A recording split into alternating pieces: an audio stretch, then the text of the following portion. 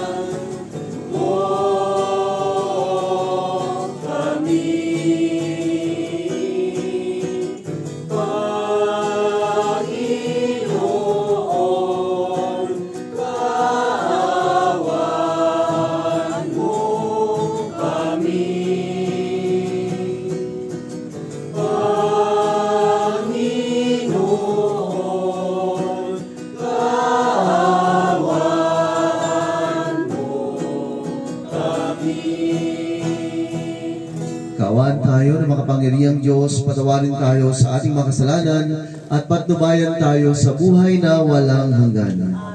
Manalangin tayo. Ama naming makapangyarihan, Ikaw ang nagbibigay ng tanang kabutihan, kaya't aming kinikilalang Ikaw ang pinagbubuhatan ng tanang aming taglay at ng aming pag-iral.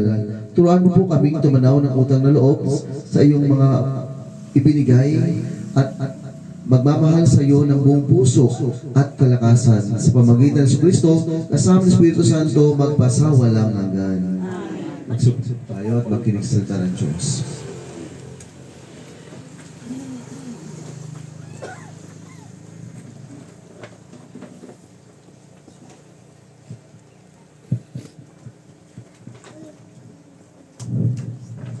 Pagbasa mula sa sulat sa mga Hebreo. Mga kapatid, may pagpapatuloy pa ba ako? Kulang ang panahon para isalaysay ko ang tungkol kina Gideon, Barak, Samson, Jefte, David, Samuel, at sa mga propeta. Dahil sa pananalig nila sa Diyos, nakalutig sila ng mga kaharian, gumawa ng matuwid, at nagkamit ng mga ipinangako ng Diyos. Nagbatikom sila ng bunganga ng mga leon, pumatay ng nangalit na apoy, at naligtas sa tabak. Sila'y mahina, ngunit binigyan ng lakas upang maging magiting sa digmaan. Ano pat, napaurong ang hukbo ng dayuhan dahil sa pananalig sa Diyos. Ibinalik sa mga babae ang kanilang mga patay matapos buhayin muli. May mga tumangging palayain sapagkat pinili nila ang mamatay sa pahirap upang muling buhayin at magtamo ng mas mabuting buhay. Mayroon namang nilibak at hinagupit. At mayroon ding nabilanggong gapos ng tanikala. Sila'y pinagbabato, nilagari ng pahati, pinatay sa taba. Mga balat ng tupa at kambing ang dinaramit nila. Sila'y mga nagdaraho, aping-api, at pinagmamalupitan. Hindi marapat sa kanila ang daigdig. Nagpagalagala sila sa mga ilang at kabundukan. Nagtago sila sa lungga at sa mga yuwid sa lupa. At dahil sa kanilang pananalig sa Diyos, isang kasaysayan ang di malilimot kailanman ang kanilang iniwan. Ngunit, ang pangako ng Diyos ay hindi natupad sa kanilang kapanahunan, sapagkat mas lalong mabuting panukala ang Diyos para sa atin ang tayo'y makasama nila kapag tinupad na nila ang kanyang pangako. Ang salita ng Diyos.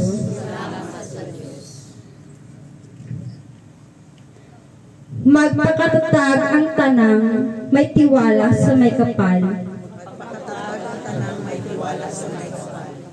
Poon, ang pagpapala mo'y iyong ilalaan sa mga anak mong may takot na taglay.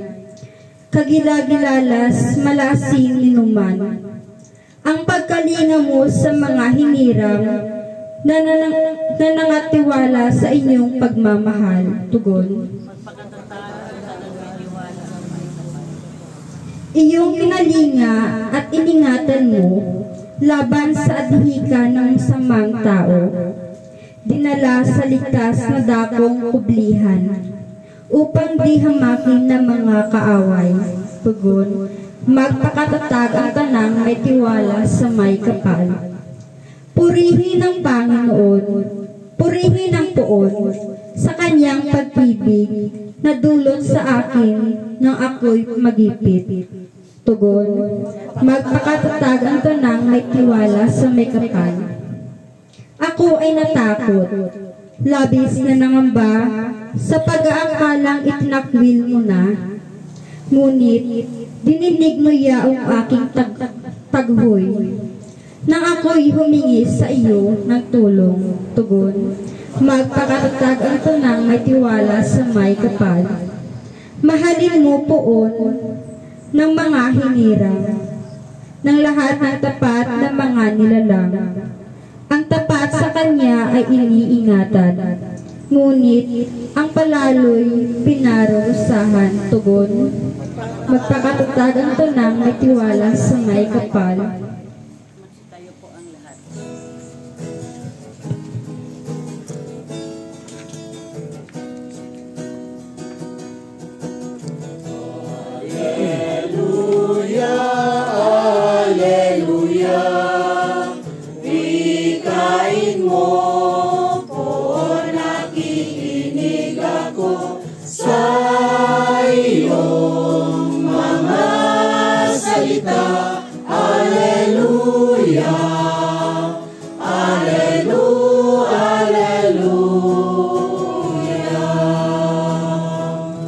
Sumainyo ang Panginoon. Ang mabuting balita ng Panginoon ayon kay San Marcos.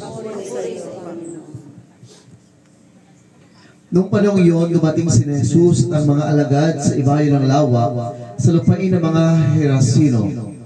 Pagkababa ni Jesus sa bangka, sa isinulubong na isang lalaking galing sa libingan.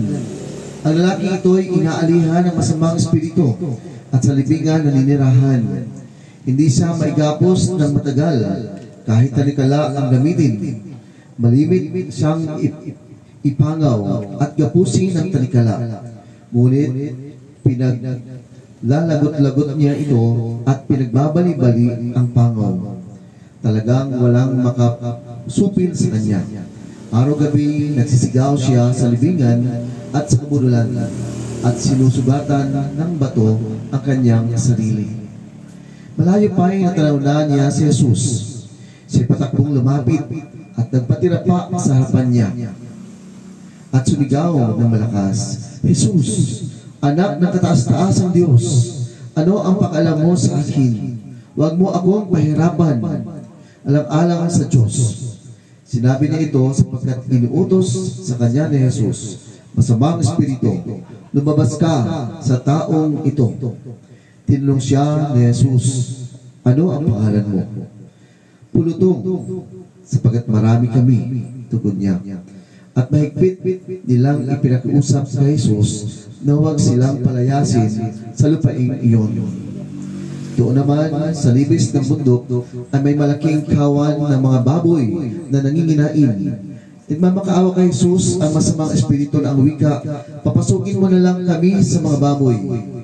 At sila'y pinintulutan niya. Lumabas sa tao ang masamang espiritu at pumasok na sa baboy. Ang kawan na may 2,000 ay sumibat ng takbo tungo sa pangpang ng lawa, nahulog sa tubig at nalunod. Nagtatakbo ang mga tagapag-alaga ng kawan at ipinabalita ito sa bayan at sa mga nayon. Kaya't pumaroon ang mga tao upang tingnan kung ano ang nangyari. Paglapit nila kay Jesus, nakita nila ang lalaking inalihan ng mga demonyo. Nakaupito, may damit at matino na ang isip. At sila'y natakot. Isinalaysay sa kanila ng mga nakakita ang nangyari sa inalihan ng mga demonyo at ang sinapit ng mga baboy. Kaya't ipinaminig nila kay Jesus na umalis sa kanilang lupain. Nang sumasakay na si Jesus sa bangka, nakiusap ang inaalihan ng mga demonyo na isama siya. Ngunit hindi pumayag si Jesus. Sa halip ay sinabi niya, umuwi ka at sabihin mo sa iyong mga kasambahay ang lahat ng ginawa sa iyo ng Panginoon at kung paano nahabag siya sa iyo. Umalis ang taong iyon at ipinamilita sa Decapolis ang ginawa sa kanya ni Jesus. At nanggilalas ang lahat ng nakarinig niyon. Mga kapatid, ang mabuting balita ng Panginoon.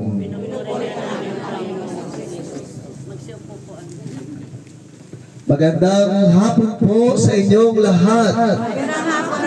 Palakpakan mo natin ang Panginoon.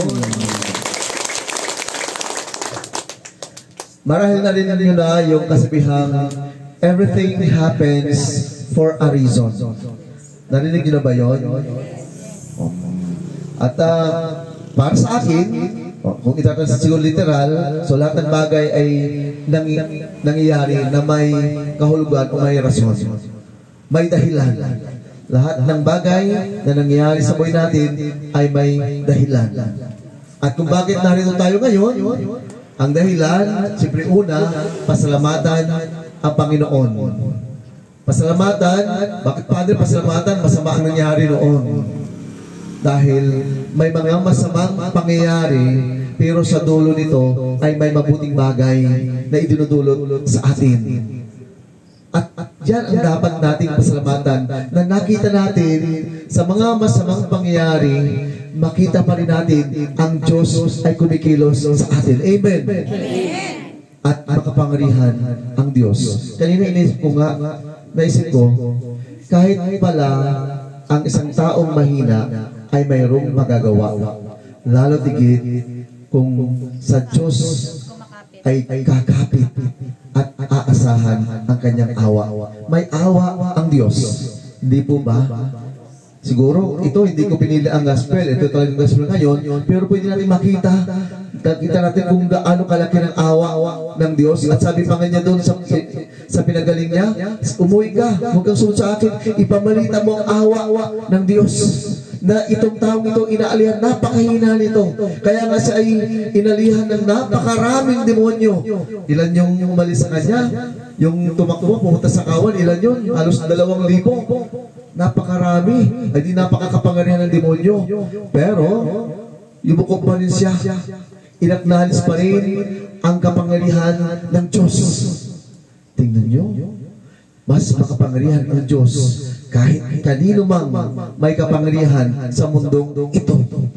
Kaya yung ating sama-sama, yung inyong patuloy na pakibaka, kahit tayo ay mahina, may lakas pa rin sapagkat ang Diyos ay may awa. Mas makapangyarihan ang Diyos kaysa sa tao. At mas may kapangyarihan ang Diyos kaysa sa demonyo. So, hindi ko naman sinabing ang tao ay mga demonyo, no? Minsan tayo ay nadadala lang at nakagawa ng masama. Ay sa demonyo yun. Pero, andyan pa rin ang Diyos for a rescue. Andyan pa rin ang Diyos para tayo ay tulungan. Andyan pa rin ang Diyos para igawad ang kanyang awa. Sapagkat alam ng Diyos kung ano ang tama at ano yung mabuti para sa atin. Naniniwala ko na maganda yung ating pinaglalaban. Ang kapakanan ng kalikasan. Ang ipreserba ang kagandahan ng kalikasan at ng sibuyan. Ang huwag salantain sana ang sibuyan sa pamagitan ng large-scale mining. Sapagkat ngayon pa lang nakikita natin ang malaking destruction nito at kasiraan.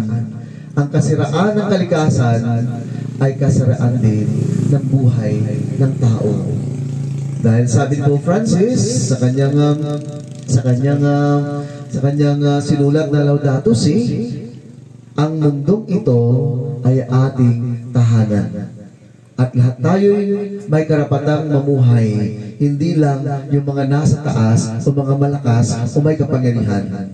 Ito'y pamana ng Diyos sa ating lahat. At hindi lang sa ating nabubuhay, kundi pati sa mga susunod sa atin. Kaya dapat nila ito na matirahan din. Mawawala tayo, paano yung susunod? Kung hindi natin ipaglalaban ito, para na rin nating pinatay ang susunod sa atin. Sablay na tayo sa isang responsibilidad na pangalagaan ang buhay. Dapat itong ating ginagawa ito na magpapasalamat sa Diyos ay makikita natin. Hindi lang kapangyarihan ng Diyos, mahal tayo ng Diyos. Kaya 2 years na natin itong sineselebrate. Makita natin patuloy tayong minamahal ng Diyos. Maaring noon ang simbolo ng mga pulang flaglets na ito, kahit ang mga parok-parok sa Muscon ay naglagay, ay para tayo'y makipaglaban, para tutulan ang mina. Pero sa naman ang simbolo ng kulay pulang flaglets ay ang pag-ibig ng Diyos.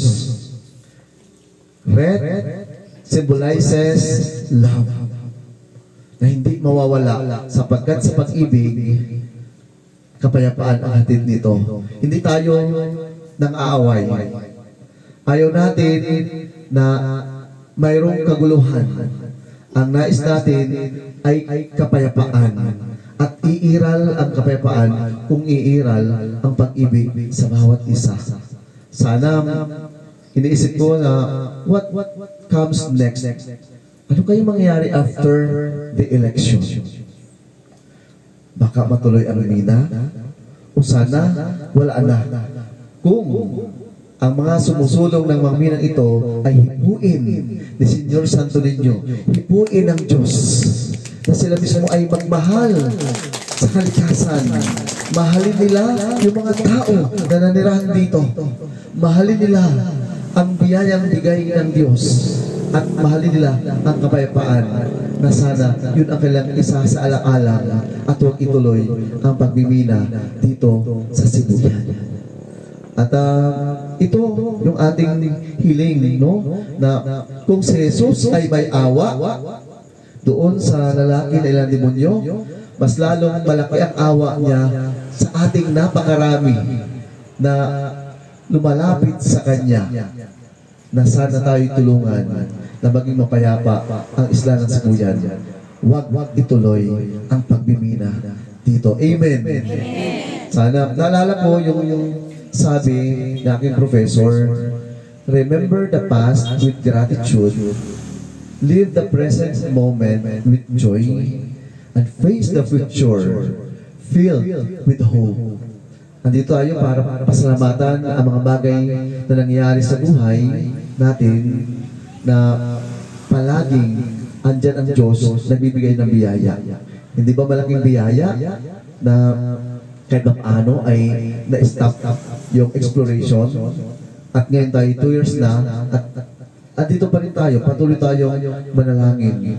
Maaring may sabi sa akin, Father, mayroong nag-speech na politiko, sila daw ang nagpa-stop ng mina dito sa Sibuyan. Hindi natin na mapigil ang sabi nila, pero ako'y niwala, ang tao, ang mga mahina ay mayroong lakas din dahil may awa ang Diyos. Kaya pasalamatan natin ang Diyos. We remember the past with gratitude. At huwag tayong manghinawang magpasalamat sa Diyos. Gratitude is the memory of the heart, or gratitude is the language of the heart. Palaging may biyaya at may awa ang Diyos. Live the present moment with joy. Hindi tayo magmumukmuk lagi. Hindi tayo magsisimangot. I-enjoy natin yung buhay. Kahit minsan mahirap, kahit minsan nakikibaka, o minsan tinatawag tayo ng problema, may rason pa rin para tayo ay magsaya. Hindi nawawala ang Diyos sa buhay natin. Katapos ng Pasko, katapos ng Pista ni Santo Niño, ang Emmanuel. God is with us. Kung ang Diyos ay laging kasama natin, there's always a reason to be happy. Kaya nga, let's live the present moment kahit mahirap tayo, filled with joy. At harapin natin ang bukas na mayroong pag-asa. Sabi ko, what's next after election? At tayo umaasa, lumalapit kay Lord, huwag sana matutuloy ang mina para malasap natin ang biyaya ni Lord. Tayo ay katiwala ng Panginoon sa mundong ito. Sana tayo maging responsabling katiwala. Hindi tayo maninira, kundi tiwala. Mahal palagi tayo ng Panginoon. Kaya kayo nakapula siguro, at maraming pula dito, let us remember the past with gratitude. Mahal na mahal tayo ng Diyos. Amen.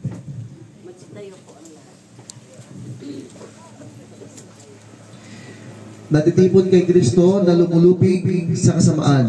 Ilapit natin sa Ama ng may pananalig ang ating mga panalangin.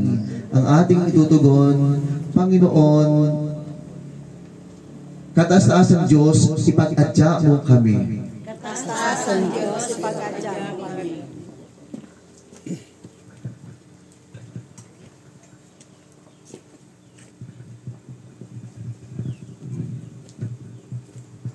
Ang Santo Papa, ang mga obispo, mga pare at mga diakono, naway matulungan tayong manatiling matatag sa ating pananampalataya.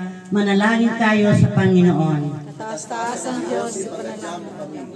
Ang mga Kristiyanong mananampalataya, naway magkaroon ng tapang na makapagsalita na may katatagan sa ngalan ni Jesucristo. Manalangin tayo sa Panginoon. Kataas-taas ang Diyos, ipag-adya mo kami. Ang mga naging manhid na sa pagkakasala, naway hipuin ang Espiritu ng Diyos upang magsisi at magbago sila ng pamumuhay.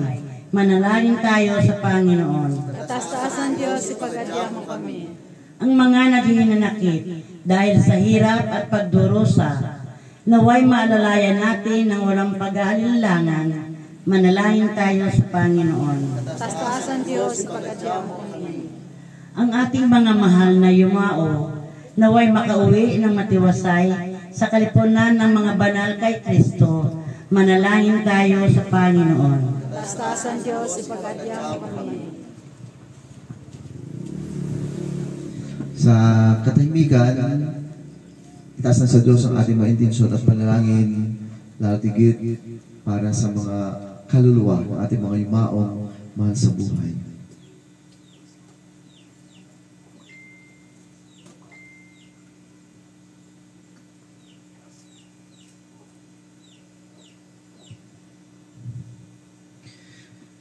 Makalangit na Ama, nagbubunyig kami sa iyong nag-uumapaw na pag-ibig para sa amin. Paghariin mo ang iyong kapangyarihan sa amin at maging kasama ka namin sa landasin ng buhay. Hinihiling namin ito sa pamagitan ni Kristo ang aming Panginoon. Amen. Magsiupo po ang lahat.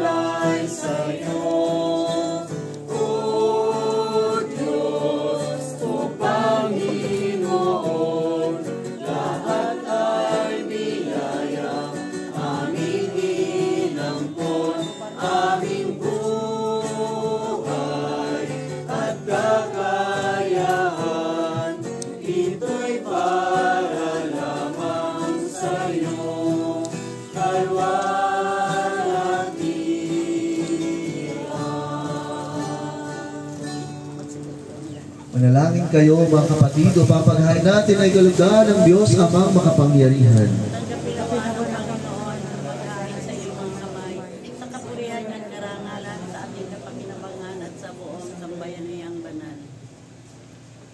Ama naming lumikha dahil sa lahat ng iyong mga bigay, kaya aming inihanda ang mga alay na ito na inihain namin sa iyong dambana upang ang pagbibigay mo kahit kami hindi marapat sa iyong adika ay matugunan namin ng pagpupuri sa ngalan mong dakila. Sa pamagitan ni Jesucristo kasama ng Espiritu Santo, magpasawalang hanggan. Sumainyo ang Panginoon. Itaas sa Diyos ang inyong puso at diwa. Pasalamatan natin ang Panginoong ating Diyos. Ama namin makapangyarihan, tuwing marapat na ikaw ay aming pasalamatan sa pamagitan ni Jesucristo na aming Panginoon. Lubang na bagbag ang kanyang loob sa pagkakamali ng tao sa sansinukob. Kaya't minabuti niyang siya'y ipanganak ng birheng bukod mong pinagpala sa babaeng lahat. Sa labi ng ibig kamatayan, kami ay inagaw ng namatay mong anak. Sa pagkabuhay niya, kami kanyang binuhay upang kaugnayan namin sa iyo huwag magwakas. Kaya kaysa ng mga anghel na nagsisiawit ng papuri sa iyo, nang walang humpay sa kalangitan, kami nagbubunyi sa iyong kadakilaan.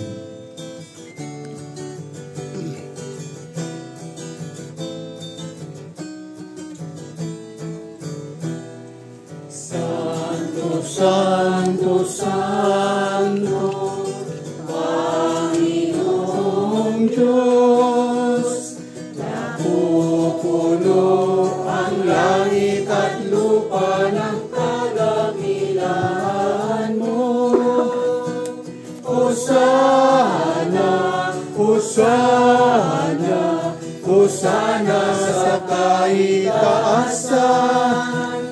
Hosana, Hosana, Hosana sa kaitaasan. Pinagpala ang naparirito sa ngalan ng Panginoon. Hosana, Hosana, Hosana sa kaitaasan. Hosana, Hosana, Hosana sa kaitaasan. Ama naming banal, ikaw ang bukal ng tanang kabanalan. Kaya't sa pamagitan ng iyong Espiritu, gawin mo banal ang mga kaloob na ito, upang para sa amin ay maging katawan at dugo ng aming Panginoong Jesucristo. Bago niya pinag-iisang kusang loob na maging handog, hinawakan niya ang tinapay, pinasalamatan kanya. Pinagati-hati niya yun at iniabot sa kanyang mga alagad at sinabi, "Tanggapin ninyong lahat ito at kanin. Ito ang aking katawan na ihahandog para sa inyo."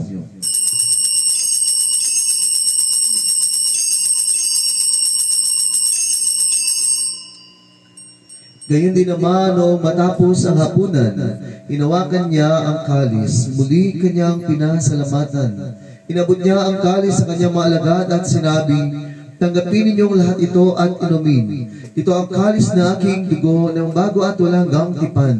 Ang aking dugo na ibubuhos para sa inyo at para sa lahat sa pagpapatawad ng mga kasalanan. Gawin ninyo ito sa pag-alaala sa akin."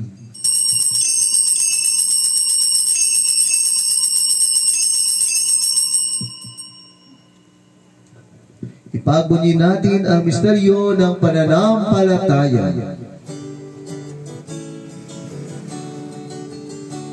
Si Kristo ay gunitain, sarili ay inihain, bilang pagkain inumin, pinagsasaluhan namin.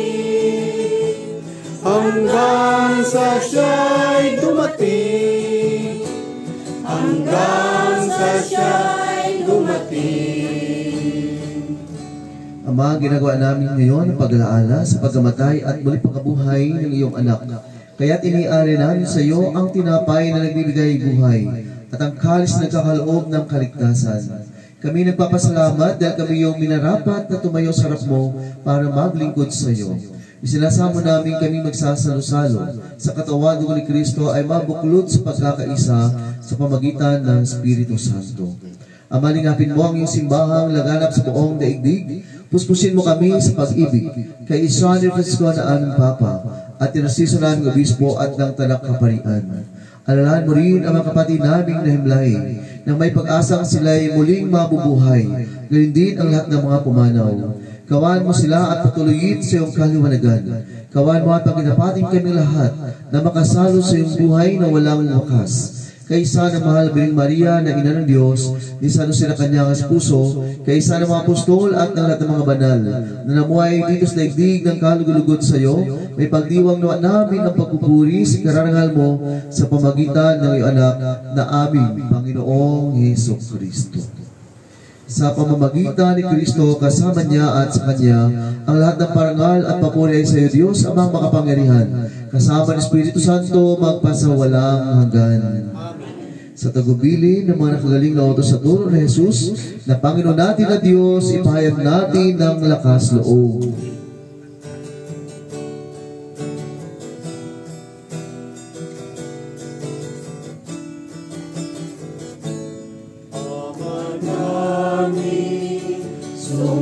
Sumasalangit ka, sambahin ang ngalan mo. Mapasa amin ang kaharian mo, sundin ang loob mo.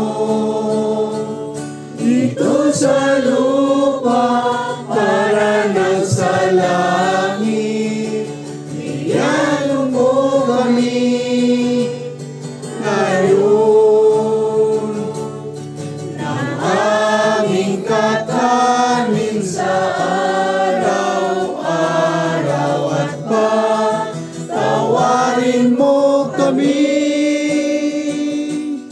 sa aming mga sala para ng pagpapatawad namin sa nakasala sa amin.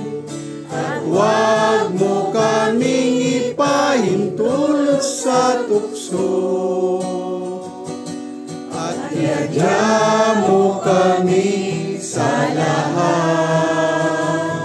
ng masama. Hiniling namin kami adya sa lahat ng masama, pagkalooban ng kapayapaan araw-araw, iligtas kasalanan at ilayo sa lahat ng kapahamakan. Samantalang aming pinananabikan ang dakilang araw ng pagpapahayag ng tagapagligtas naming si Jesucristo. Sapagkat sa iyo ang kaharian, kapangyarihan at kapurihan, ngayon at magpakailanman. Ngayon at magpakailanman. Panginoon Jesucristo, sinabi mo sa mga apostol, kapayapaan ang iniiwan ko sa inyo. Ang aking kapayapaan ang binibigay ko sa inyo. Tungayin mo po ang aming pananampalataya at huwag ang aming pagkakasala.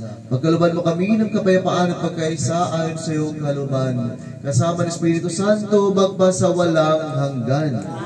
Ang kapayapaan ng Panginoon ay laging sumainyong lahat. Mabigyan po tayo ng kapayapaan sa bawat isa. Peace be with you all.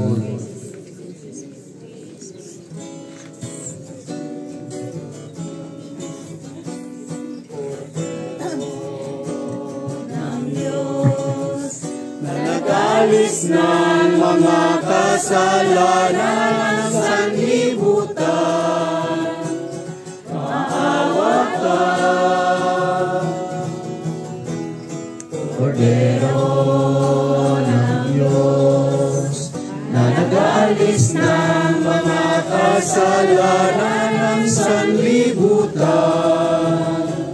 maawa ka.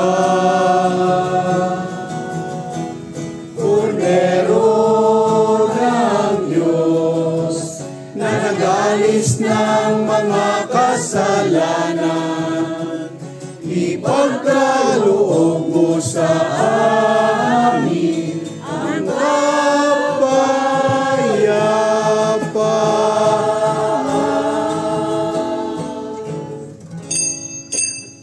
Mga kapatid, narito si Jesus ang nagmahal sa atin. Siya ang kordero ng Diyos na nag-aalis na mga kasalanan ng salibutan. Mapalad tayong inaanyahan sa kanyang piging. Panginoon, hindi ako nakatapat ng sa iyo, ngunit sa salita mo lamang ay gagawin.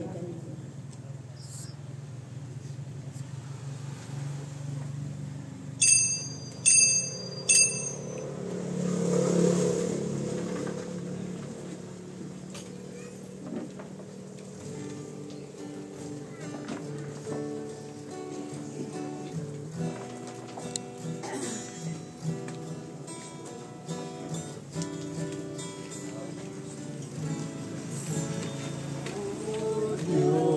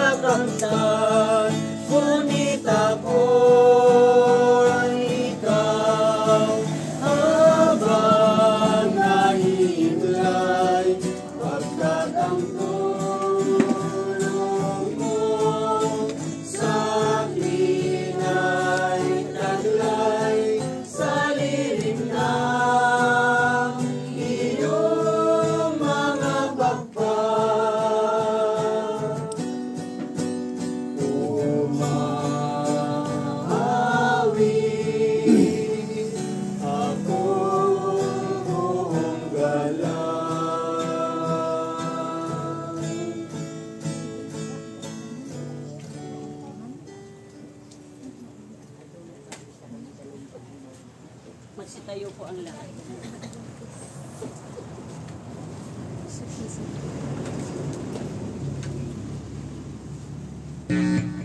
Manalangin tayo. Ama naming mapagmahal, ang mga alay namin bilang pasalamat ay iyong sinuklian ng pagsalo sa iyong anak na hindi namin kanyang halagahan.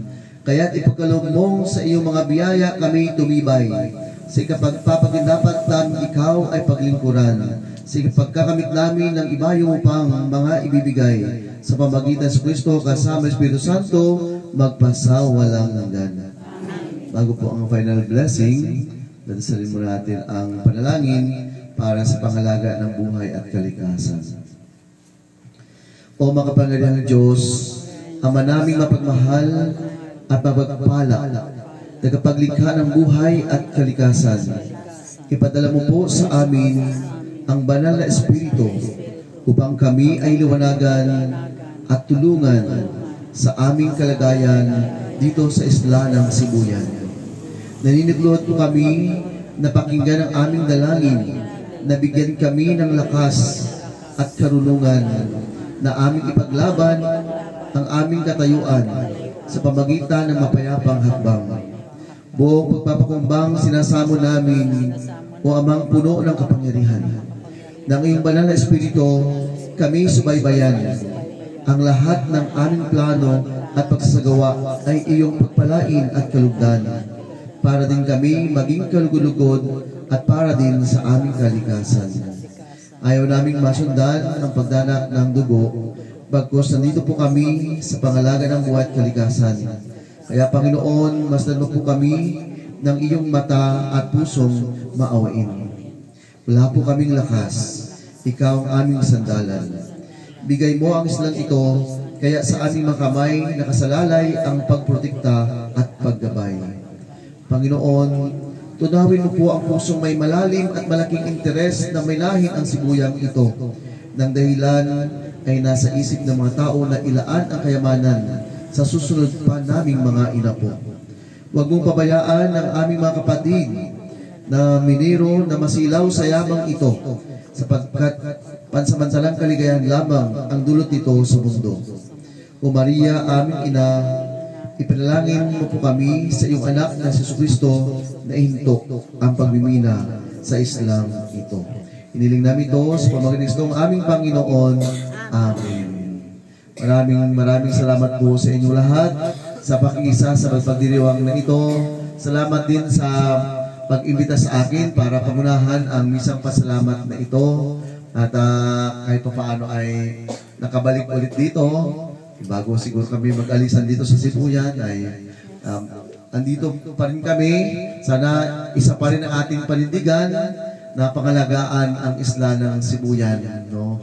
Kaming mga taga Santo Niño Paris ay patuloy na nanalangin at nakikiisa para sa pagpreserba ng kalikasan ito. Kaya wala tayong lakas, nasa Diyos. Doon tayo sa sandal, katulad ng ating dinasal, no? Ang mahina ay may lakas, pagkat ang Diyos ay may awa. Final blessing muna bago announcement. Sumainyo ang Panginoon, at naway pagpalain kayong lahat na makapangyarihang Diyos, ang Ama, Anak, at Espiritu Santo. Nialin natin ang banal na misa, umayo tayong taglay palagi ang pag-ibig ng Diyos. Salamat sa Diyos.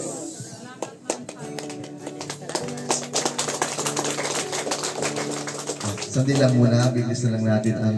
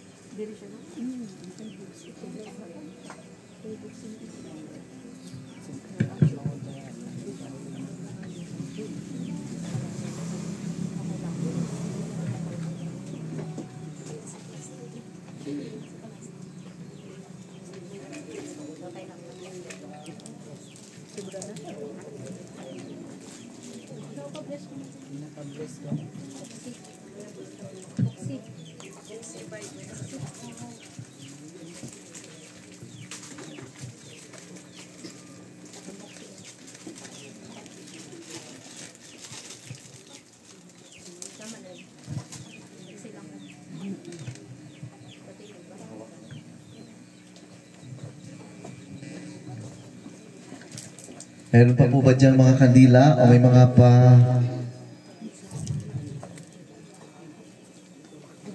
pababasbasan pa? Pakilagay na po dito lahat.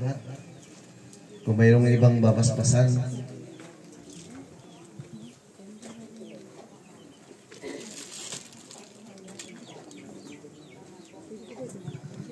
Mga kapatid, halina't ating hingin ang pagbabasbas ng ating Panginoon sa mga kandilang ito na nagsisimbolo ng liwanag.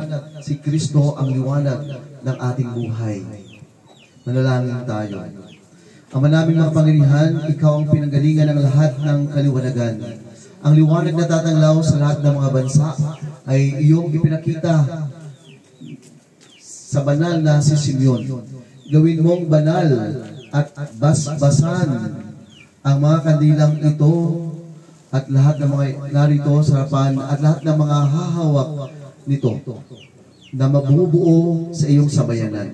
Sa aming pagdadala nito, kami naway marapatin mong umawi ng pagpupuri para sambahin ang ngalan mo. Sa aming paglakad sa landas ng iyong kabutihan, kami naway loobin mong sumapit sa di magmamaliw mong liwanag. Si Jesucristo na ang Panginoon magpasawalang hanggan. Ama namin, sumasalangit ka. Sambahin ang ngalan mo. Mapasa amin ang kaharian mo. Sundin ang loob mo dito sa lupa ang ngalan ng sinabi. Bigyan mo po kami na aming kakain sa araw-araw. Patawarin mo po kami sa aming mga sala. Para ng pagpapatawad namin sa nagkakasala sa amin. Huwag mo po kami pahintulot sa tukso at ipag-adya mo po kami sa lahat ng masasama. Amen. Pupuno ka ng grasya, ang Panginoong Diyos ay sumasa iyo. Bukod kang pinagpala sa babaeng lahat. Pinagpala naman mo yung anak na si Jesus. Santa Maria, Ina ng Diyos, panalangin mo po kami makasalanan. Ngayon at kung kami mamamatay. Amen.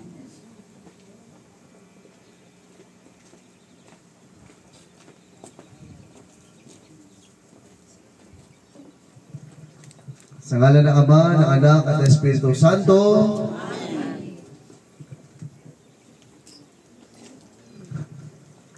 Maraming salamat po, Father Francis, at sa lahat po ng kanya pong mga kasama mula sa Santo Niño Parish, sa choir po, pangunguna ni Miss Cha, at saka ni Sherwin, at saka ng mga sakristan. At sa lahat po ng naririto ngayon, isa-serve po yun ng merienda, sama na sa prayer.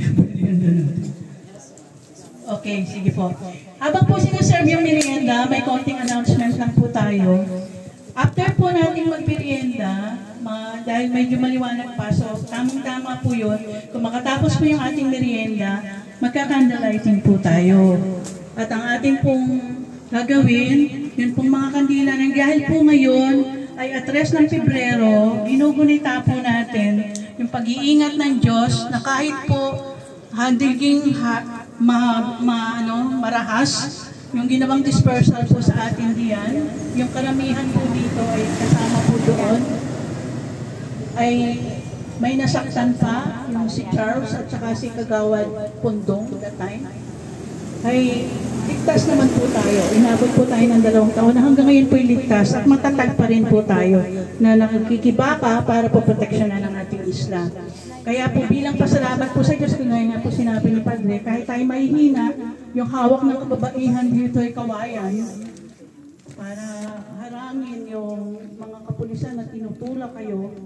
Wala kasi kami dito ni Rodney doon dahil may interview kami noon.